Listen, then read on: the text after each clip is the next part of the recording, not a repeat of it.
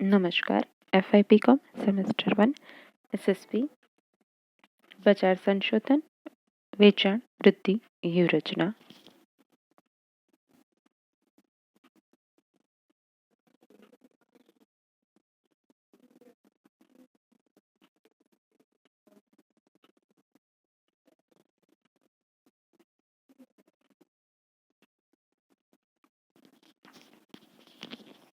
આપણે બજાર સંશોધન અંગે કયા હેતુથી બજાર સંશોધન થયા છે એના વિશે ચર્ચા કરી. હવે બજાર સંશોધનનું કાર્યક્ષેત્ર અને વ્યવસ્થા તંત્ર વિશે ચર્ચા કરીએ.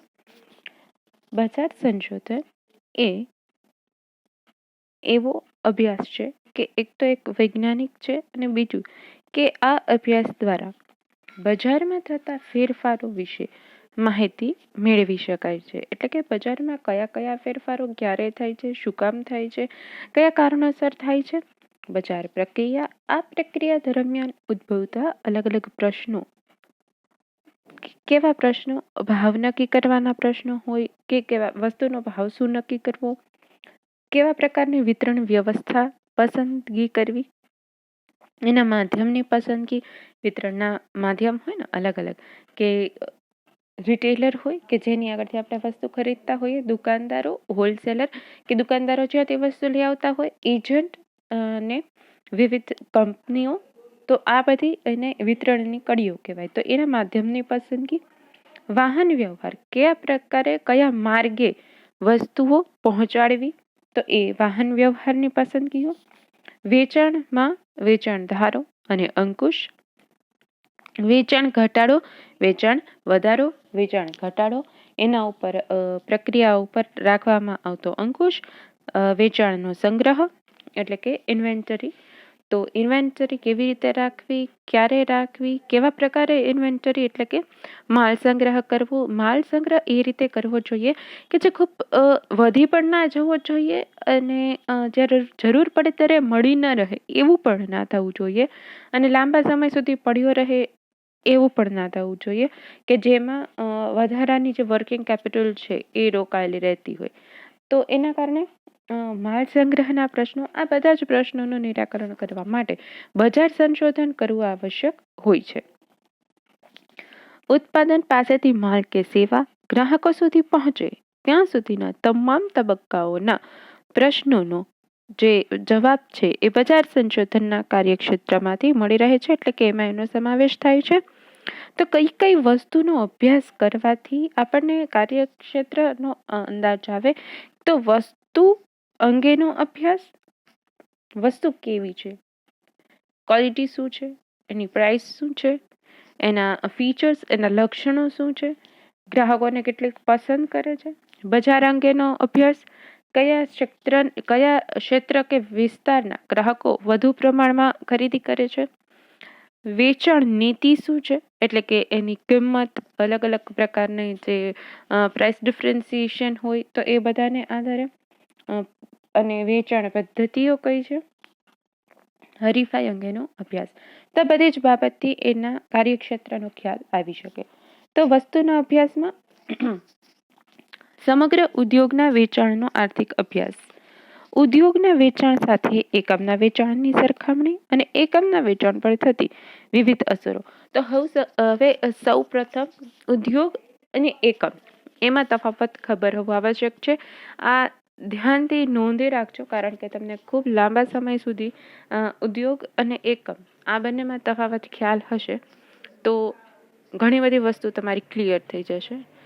એકમ એટલે કે કોઈ પણ એક પેઢી કે જે વસ્તુનું ઉત્પાદન કરતી હોય.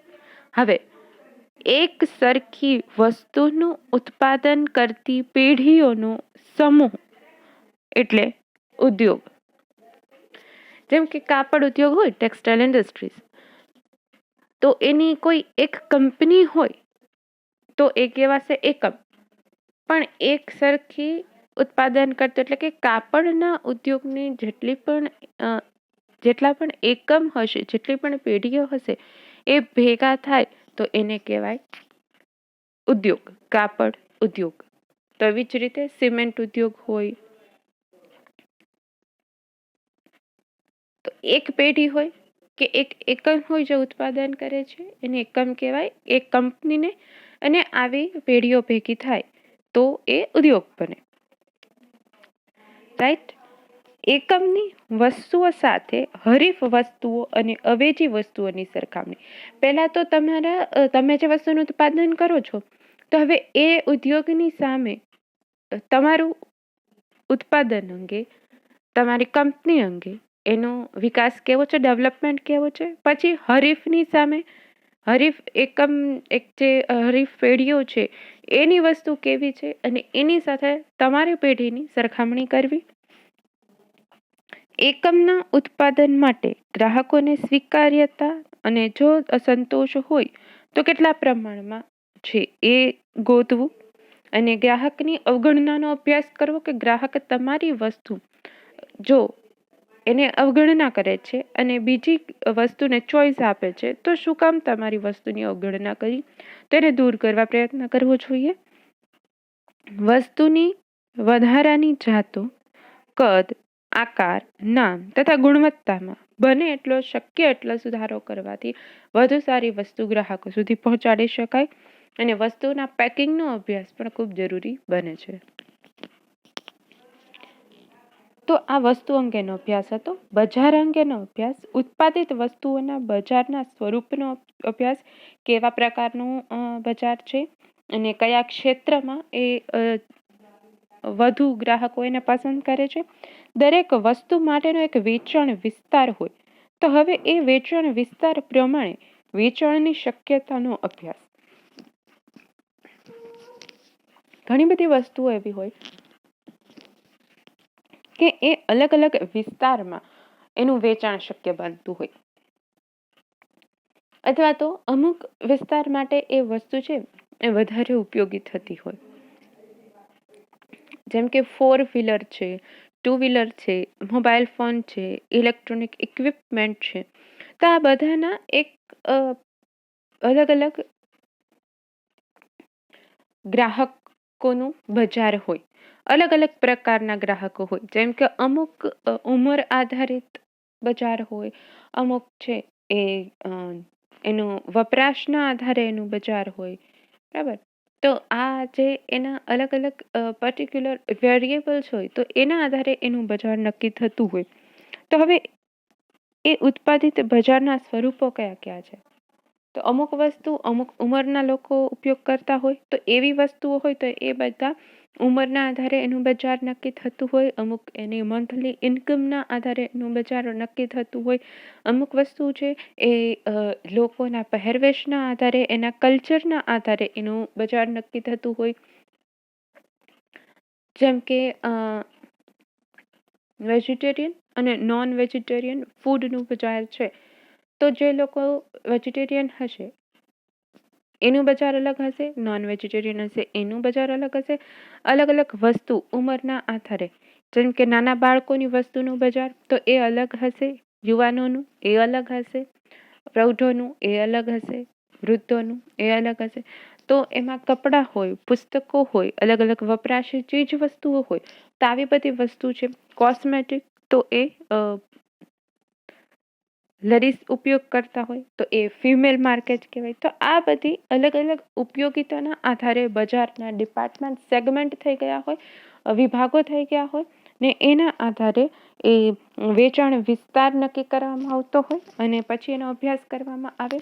દરેક વસ્તુ માટેના બજારની ખાસ લાક્ષણિકતાઓ હોય. જેમણે આપણે વાત કરીએ એ મુજબ અલગ અલગ લાક્ષણિકતાઓ ઉપયોગના આધારે હોય, વપરાશના આધારે હોય અને દરેક વસ્તુ માટેના બજારમાં વેચાણ અંગેના અલગ અલગ વલણો હોય કે કેવા પ્રકારની વસ્તુ લોકો દ્વારા વધુ પ્રિફર થાય છે. અમુક એવા ગ્રાહકો હોય કે જે ઊંચી કિંમતની જ વસ્તુઓ ખરીદતા હોય, અમુક ગ્રાહકો એ મધ્યમ કિંમતની વસ્તુ ખરીદતા હોય, અમુક ગ્રાહકો એવા હોય કે જે ખૂબ ઓછી કિંમતની વસ્તુ હોય એવી પ્રિફર કરતા હોય.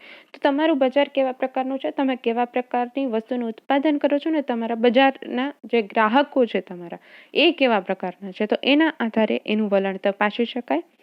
વલણ એટલે કે એ કઈ રીતે એની ખરીદી કરે છે, એનો એટીટ્યુડ કેવો છે, પરસેપ્શન ઓફ કસ્ટમર. તો બજારના કદને અસર કરતા આર્થિક પરિબળોનો અભ્યાસ.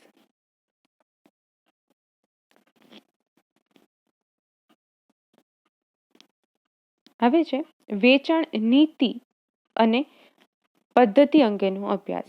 તો કુલ વેચાણ કેટલું છે, વેચાણની અસરકારકતા, તમારું વેચાણ નફાકારક છે કે બિન નફાકારક છે, જો બિન નફાકારક વેચાણ વિસ્તાર બંધ કરવા તથા ચાલુ વેચાણ વિસ્તારમાં વધારો કરવા અને નફાકારકતા વધારવા એના વેચાણ વિસ્તારો શોધવા જોઈએ.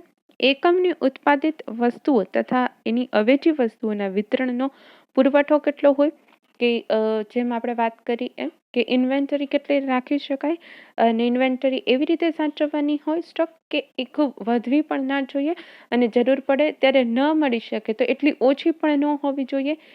એકમની નાણાકીય પરિસ્થિતિ, એની વર્કિંગ કેપિટલ અને જે રીતે એ વસ્તુનું વેચાણ બજારમાં થતું હોય એ બધી વસ્તુના યોગ્ય રીતે એ બધી વસ્તુ ભેગી કરી અને યોગ્ય જથ્થામાં પુરવઠો રાખવો આવશ્યક બને. એકમના સેલ્સની વેચાણ અસરકારકતાનો અભ્યાસ. વેચાણ અસરકારકતા એટલે કે કેટલું સારું તમારું વેચાણ છે. જેટલું વેચાણ વધુ સારું હોય તો એની વેચાણ નીતિ પણ એને એવી યોગ્ય રીતે રાખવી જોઈએ કે જેનાથી વધુ ને વધુ લોકો એની પાસેથી વસ્તુ ખરીદતા રહે અને એમના ગ્રાહકોને અનુકૂળ આવતી હોય એ પ્રકારની વેચાણ નીતિ યોગ્ય કહેવાય. તો જ ગ્રાહક લાંબા સમયગાળા સુધી એકમમાં ટકી શકે. ત્યારબાદ છે હરીફાઈ અંગેનો અભ્યાસક્રમ. હરીફાઈની ઉત્પાદિત વસ્તુઓ અને તેની વેચાણ નીતિ તથા વિતરણ પદ્ધતિનો અભ્યાસ કરી શકાય.